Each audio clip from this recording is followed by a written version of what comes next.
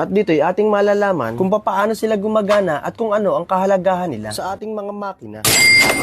Makikita ninyo ang apat na bilog na ito at ito po ang tinatawag natin ng mga bulbs. Ang dami or bilang ng bulbs ay nagdidepende kung anong klase ng motor o anong klase ng iyong makina. So yun mga idol, ito yung tinatawag natin na bulbs. Yan.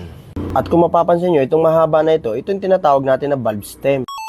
At ito mapapansin ninyo na makintab na ito sa ating bulb ay ito ang tinatawag natin na bulb face.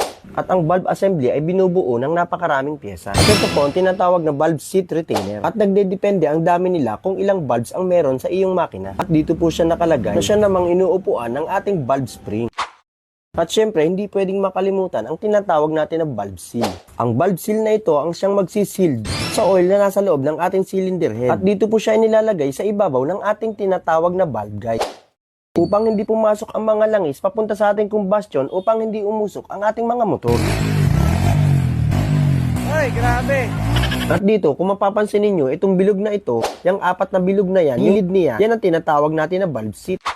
Kung saan ay dapat maganda ang lapat niyan dito sa ating bulb face. At gaya ng sinasabi ko, yung makintab na nakikita nyo sa gilid ng ating mga bulbs, yan po ang tinatawag na bulb face. At kung hindi maganda ang lapat niyan sa ating bulb seat or meron siyang singaw, ay maaaring hindi maganda maging performance ang iyong makina at maaaring hindi rin mabuhay at umandar ang iyong makina. At dito, kung mapapansin po ninyo, itong apat na ito